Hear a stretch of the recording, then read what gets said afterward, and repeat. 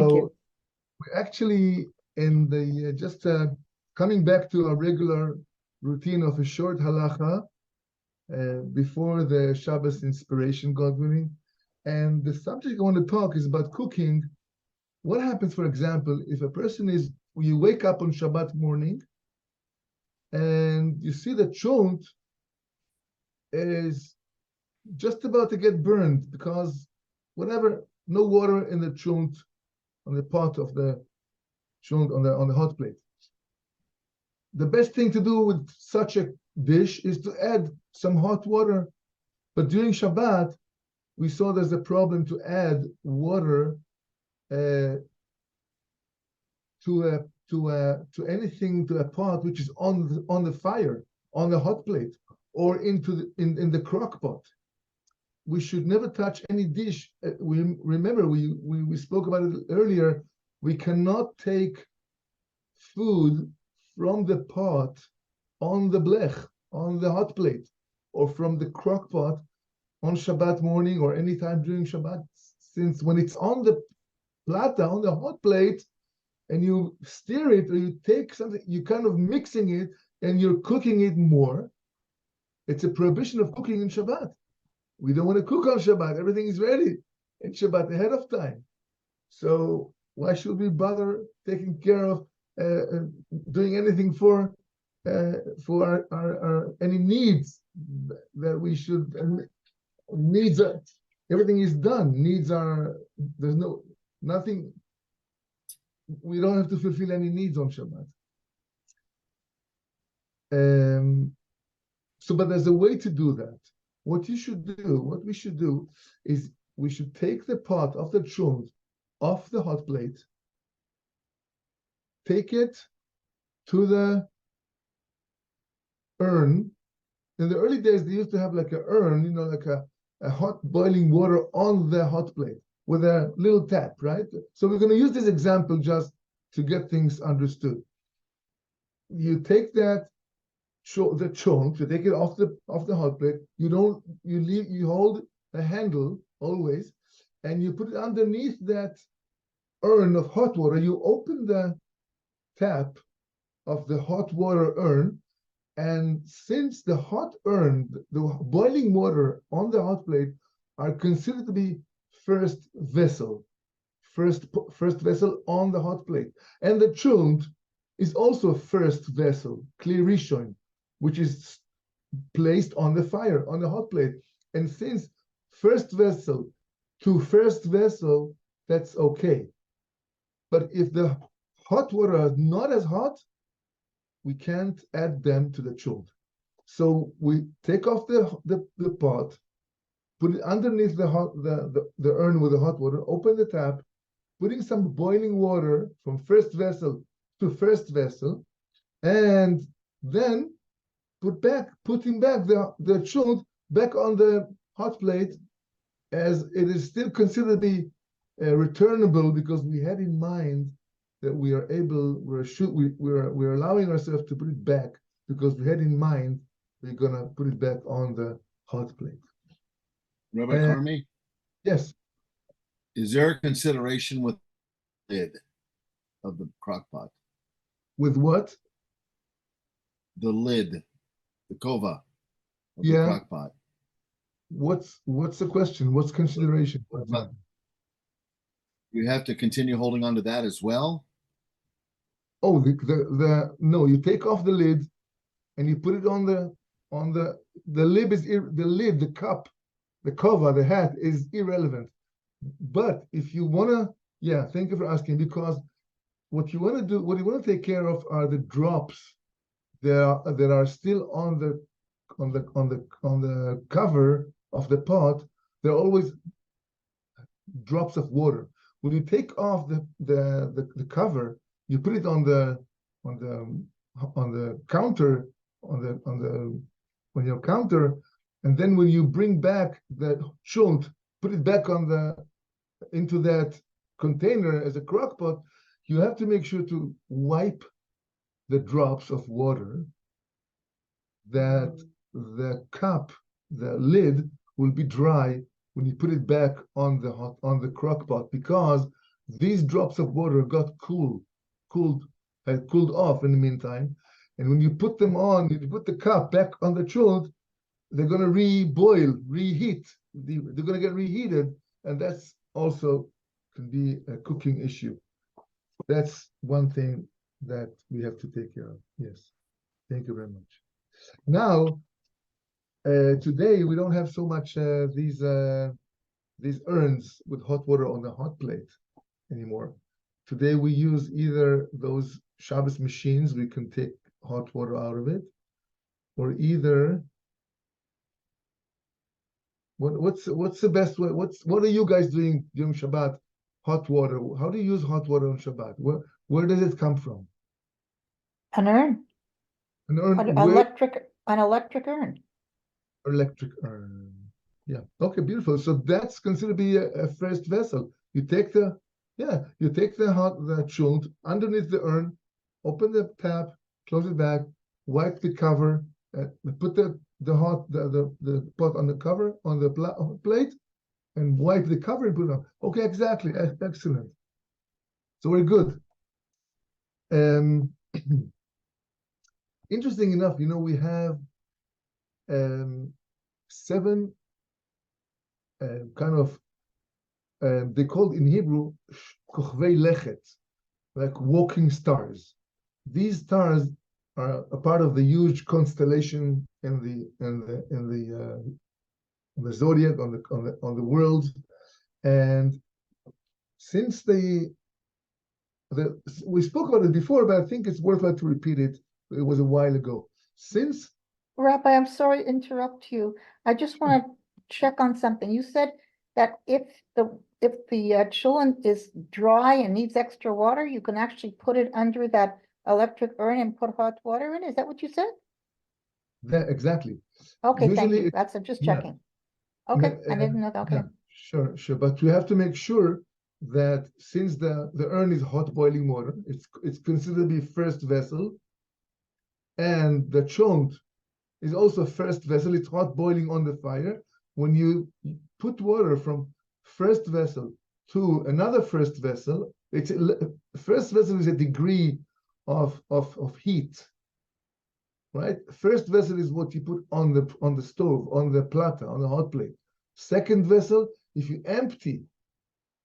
took that pot, which is first vessel, you empty the food. You empty the food into another container. This container now becomes second vessel. And if you take that food from this second vessel to another container, it's called third vessel. So this is like it's levels of heat. It's the first, second, or third vessel. Second vessel does not cook anymore. Okay, thank you. Now we can go back to the stars.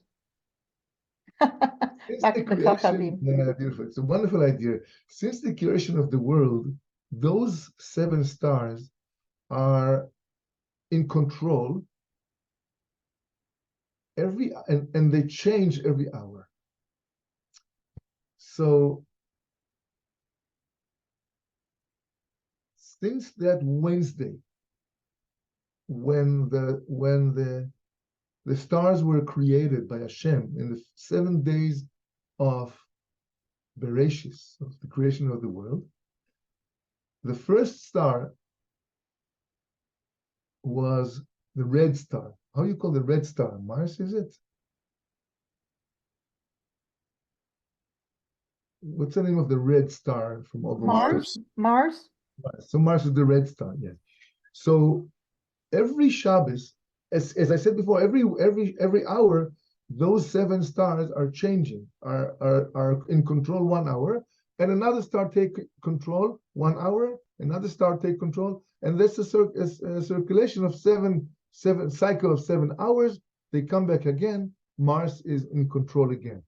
Every Shabbos, the first hour of Shabbos, forever and ever, is going to be under control of Mars. So when Shabbos comes in, interesting enough, Shabbos is huge chesed, huge positivity, love, no judgment, nothing. Still, the first star that starts Shabbos, that is controlling the first hour of Shabbat, is Mars. Where's this brought down, Rabbi? Kabbalah. We're learning Kabbalah. I'll look it up. I'll look it up where it is. I may be able to tell you. Is it I think yeah. The sage on the name Rab Tzvi Elimelech Medinov, the Bnei Saschar. There's a book Bnei Sachar that he wrote from Dinov. He's a Rebbe from Dinov. He's the son of the Chacham Tzvi, who was a big sage, Chacham Tzvi, 200 years ago or so. But he brings it from the Zohar. It's a Zohar. So because we don't want to start the Shabbat and the Kiddush, which is recited the first hour of Shabbat, we don't want to recite the Kiddush under the control of judgment, because Mars for sure is the star of judgment. Red, blood, it is. So many Hasidim are waiting to make Kiddush only 1 hour after Shabbos starts. They wait. And whatever they learn, or they come later home, whatever. And majority of the world is not doing that, but Hasidim who are careful, considerate about it, are doing that. What we do, we can't wait so long, because sometimes the family or the guests are hungry. You have to start Kiddush. You can't wait too long. And so what we do, we sing the Shalom Aleichem, Malachi Asheres, and then we say Eshet Chayil, and then we go for Kiddush. So what we do, we pour the wine into the cup, into the becher, and your cup, your Kiddush cup, should be very, very expensive. I advise. I mean, I had a regular made of silver, of course. And then, I think 2-3 years ago, my wife took me to Bnei Brak. We went together, and she said, I want to buy you a new becher, a new cup, a new Kiddush cup. It's fine, lama lo, beautiful, thank you very much. We should get Kiddush, litchadesh, to get new experiences and new things, always to renew ourselves. And we went ahead and we bought quite an expensive cup. A becher, it's called in English. In Yiddish, it's called becher. Kiddush cup is a becher. And with a big silver plate under it. And it also contains more wine. And it's a different experience. It's a very kind of something really nice. And for Shabbos, we pick the best of the best of the best. And when you preach Shabbos, sure. Can you use a gold Kiddush cup? The Rebbes, yes, some Rebbes do that. I know that, but it's very rare. It's very seldom, very rare that somebody will do it on a gold. But why not? If you feel comfortable with that. I never saw that, but I know people do that. Some Rebbes. And the best of the best of the best. What happens if you invest in something? You get back the result. You get paid back big time. For Shabbos, pay back big time. You know, if you take care of someone, he have feelings for you. If you do somebody a favor, they will remember the favor you've done to them, and they will always cherish you and respect you. It's like a investment. Shlach lachmecha al pnei hamayim. Spread your bread over the water. In long times, b'rvot hayamim timtzaenu. In the longer days, you'll get it back. People pay back. People know that you care for them. Shabbos will also pay you back. So everything good, everything beautiful, new, shining, nice, smelling. This is Shabbos. As do we respect? There's a saying, the Chazal in Pirkei Avos, the Ethics of Our Fathers, brings down Ezeu mechubad amechabed et habriot. Who is a respected person? Who is respecting others? And obviously, when we do that, Shabbos will pay respect back to us. I want to just touch this thing of Mars, star of Mars. the Zohar, again, we're going to touch a little bit of Kabbalah over here, and we should be finishing soon. Where are we holding? Yeah.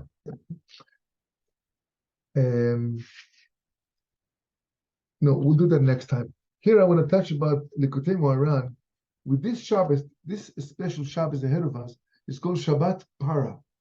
Shabbat Para, we take out 2 Sefer Torah from the Ark, from the Aron HaKodesh on Shabbos morning. Worthwhile to run to shul and to read the second Sefer Torah, Pashat Para.